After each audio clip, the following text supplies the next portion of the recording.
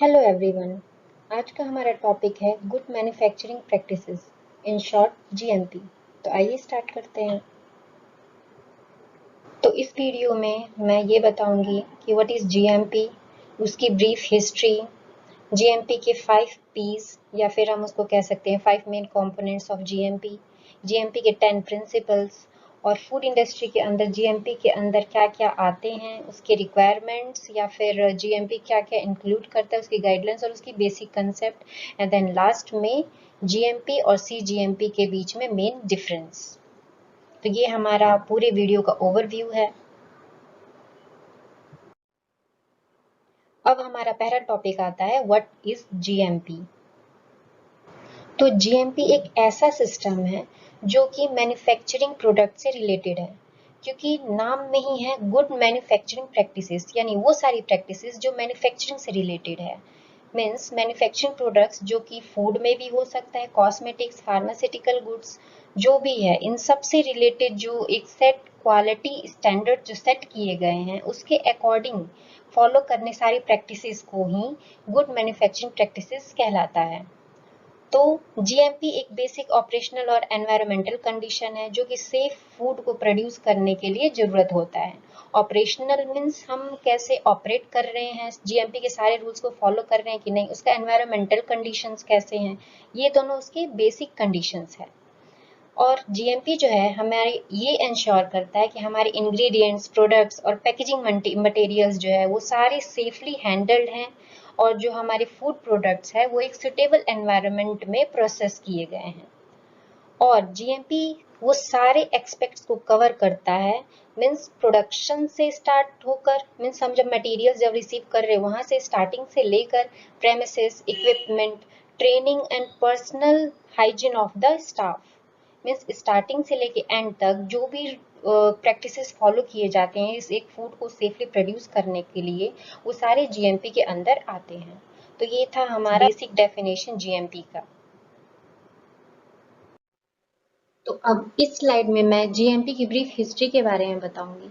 इसमें मैं ये बताऊंगी कि फूड जीएमपी का आखिर डेवलपमेंट हुआ कैसे था। तो 1906 से पहले ऐसा कोई लॉ नहीं था जो कि फूड की सेफ्टी को इंश्योर कर सके, इसलिए जो सेलर थे वो एडल्ट्रेट फूड आसानी से बेच सकते थे, क्योंकि उनको रोकने के लिए, उनको पनिश करने के लिए कोई लॉ बना ही नहीं था। उस समय सिर्फ फूड सेफ्टी लोकल और स्टेट रेगुलेटर की रिस्पॉन्सिबिलिटी थी, जिनका इंटर स्टेट और इंटरनेशनल फूड सेफ्टी से कोई मतलब नहीं था। इसलिए 1906 में ब्यूरो ऑफ केमिस्ट्री, जो कि कांग्रेस के अंतर्गत आता है, उसने पहला major consumer protection law pass किया जिसका नाम था pure food and drugs act. और इसके अंतर्गत किसी भी दो स्टेट में मिसब्रांडेड और एडल्ट्रेट फूड, ड्रिंक्स और ड्रग्स को बेचना प्रोहिबिटेड था, मतलब मना था। इस एक्ट का मेन मकसद था पॉइजनिंग और कंज्यूमर फ्रॉड से बचाना। लेकिन इस लॉ में बहुत सारी कमियां थी, बहुत सारे लूप होल्स थे। मीन्स इसमें पैकेजिंग से रिलेटेड कुछ मेंशन नहीं था, फूड की क्वालिटी से रिलेटेड कुछ मेंशन नहीं था, क्योंकि ये तो शुरुआत थी, इसमें सिर्फ एडल्ट्रेट फूड को बेचने से मना किया गया था। तो इसलिए 1933 में एफडीए ने 1906 pure food and drug act को रिवाइज करने के लिए रिकमेंड किया। इसलिए 1938 में एफडीए ने federal food, drugs and cosmetic act means FDCA act पास किया, which provides identity and quality standards for food. लेकिन FDCA भी लॉ के वायलेशन को क्लियरली नहीं बता पा रहा था और वो उसको लागू करने में उसे कठिनाई हो रही थी। इसलिए FDA ने डिसाइड किया कि मिड 1960s में FDCA को भी क्लैरिफाई किया जाए और उसमें GMP की रेगुलेशंस लाई जाए। इसलिए 1968 में FDA ने फूड जीएमपी रेगुलेशंस को प्रपोज किया और फिर 1969 में फाइनली जीएमपी का रेगुलेशन फाइनलाइज्ड हो गया। मीन्स 1968 में प्रपोज किया था जीएमपी के रेगुलेशंस को और 1969 में फाइनली ये फाइनलाइज्ड हो गया जीएमपी के रेगुलेशंस। अर्ली 1970s में एफडीए ने सोचा कि इंडस्ट्री स्पेसिफिक रेगुलेशंस को पब्लिश किया जाए, लेकिन लेट 1970 में फिर एफडीए ने ये सोचा कि इंडस्ट्री स्पेसिफिक जीएमपी की बजाय एक जनरल जीएमपी को लागू किया जाए। तो इसलिए 1986 में एफडीए ने रिवाइज्ड फूड जीएमपी को पब्लिश किया। और ये जीएमपी की रेगुलेशंस सीएफआर की 21 पार्ट और सेक्शन 110 में मेंशन किया गया है। मींस इसको अगर हम लिखेंगे तो 21 सीएफआर 110 लिखा जाएगा। अब ये सीएफआर क्या होता है इसके बारे में मैं एक छोटी सी वीडियो बनाऊंगी, उसमें मैं आपको अच्छे से समझाऊंगी कि सीएफआर के पार्ट और सेक्शन ये कैसे डिवाइड हुए हैं।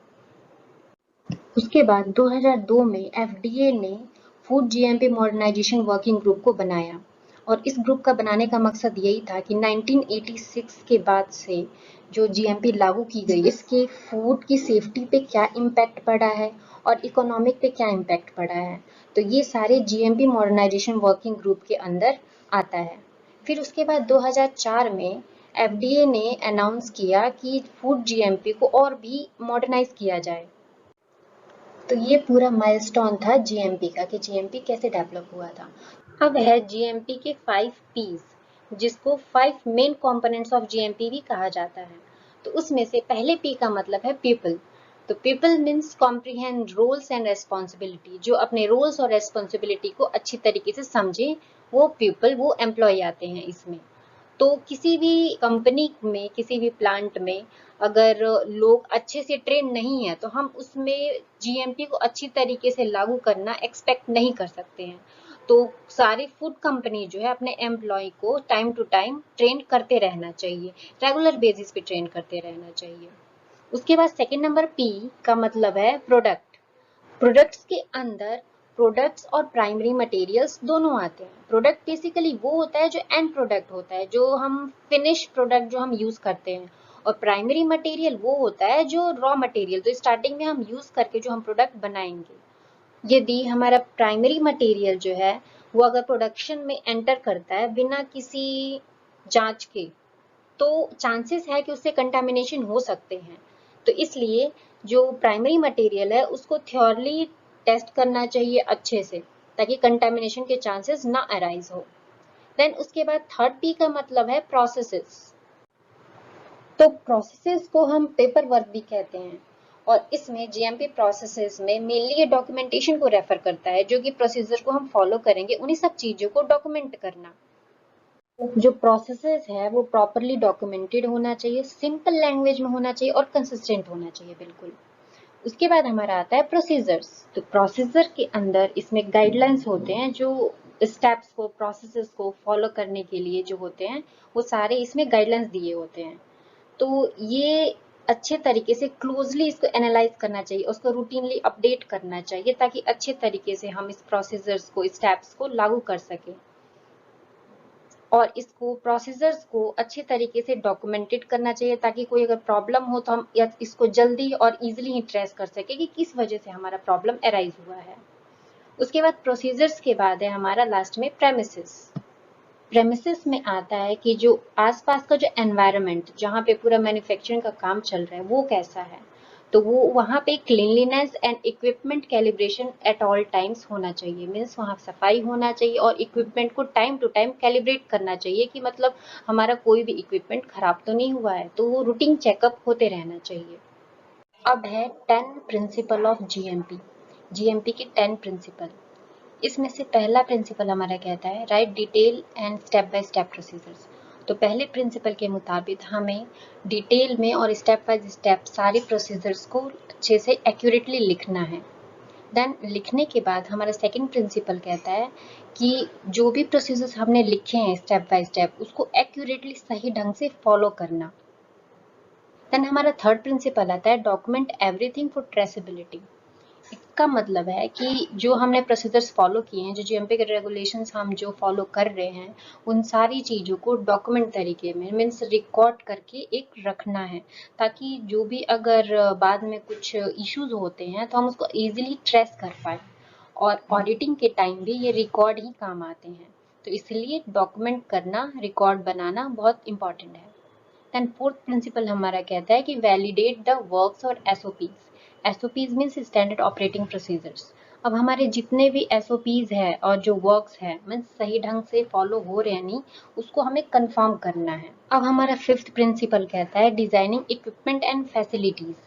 अब जो भी मैन्युफैक्चरिंग में हमारे इक्विपमेंट यूज होंगे, जो भी फैसिलिटीज की जरूरत, सबको डिजाइन करना ही हमारा फिफ्थ प्रिंसिपल कहता है।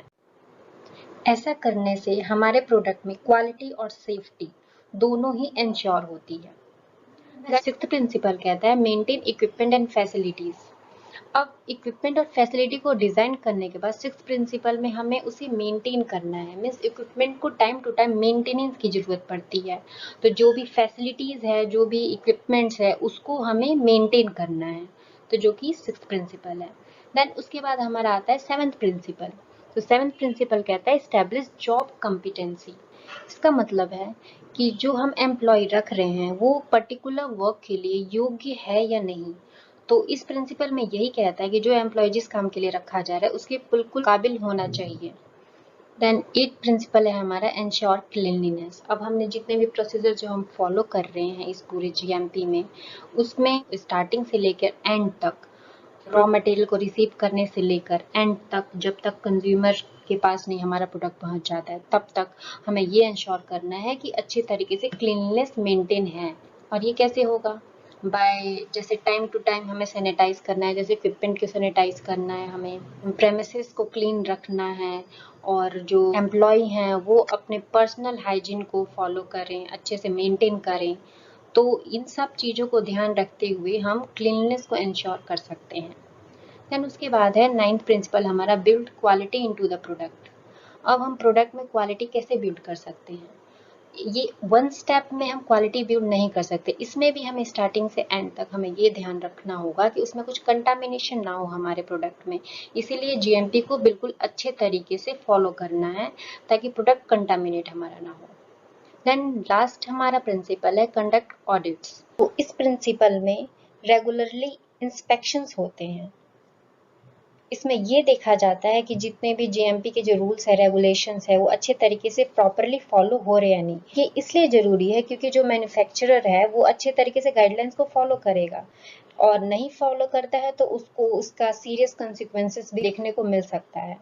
तो इसलिए ऑडिट कंडक्ट कराना भी जरूरी है, जो कि हमारा 10th प्रिंसिपल है जीएमपी का। तो ये थे हमारे जीएमपी के सारे प्रिंसिपल। अब है हमारे जीएमपी के रिक्वायरमेंट्स। इसको हम ऐसा भी कह सकते हैं कि जीएमपी में फूड इंडस्ट्री के अंदर क्या क्या आते हैं, या फिर what are the guidelines and its basic concepts of GMP. तो जीएमपी के जो रिक्वायरमेंट्स में जो पहला आता है वो है क्वालिटी मैनेजमेंट। तो इसमें ये इंश्योर होता है कि एफडीए का जो फूड सेफ्टी और जो क्वालिटी मेजर्स है वो जीएमपी को फॉलो करते हुए वो सारे क्वालिटी इसमें फूड प्रोडक्ट में हमारे फॉलो हुए हैं या नहीं, या फिर वो मीट कर रहे हैं या नहीं हमारे रिक्वायरमेंट्स को। तो क्वालिटी मैनेजमेंट बेसिकली हमें यही बताता है कि जो हमारे मैन्युफैक्चर्ड प्रोडक्ट्स है वो हमारे यूज के लिए फिट है या फिर नहीं है। देन उसके बाद हमारा आता है सैनिटेशन एंड हाइजीन। सैनिटेशन और हाइजीन है वो बहुत ही ज़्यादा इम्पॉर्टेंट है मैन्युफैक्चरिंग प्रोसेस में, और इसमें वो सारी चीज़ें आती हैं जो कि क्रॉस कंटामिनेशन कॉज कर सकती हैं, जैसे कि पर्सनल का, प्रेमिसेस, इक्विपमेंट, कंटेनर्स, या फिर कोई भी प्रोडक्शन मटेरियल जो कि कंटामिनेशन या फिर अनहाइजीनिटी कॉज कर सकता है। इसमें वो सारे सोर्सेज जिसकी वजह से कंटामिनेशन हो सकता है, उन सारी चीज़ों को आइडेंटिफाई किया जाता है और फिर उसको एलिमिनेट किया जाता है with proper sanitation and hygiene programme. Then उसके बाद हमारा आता है सुटेबल फैसिलिटी लोकेशन।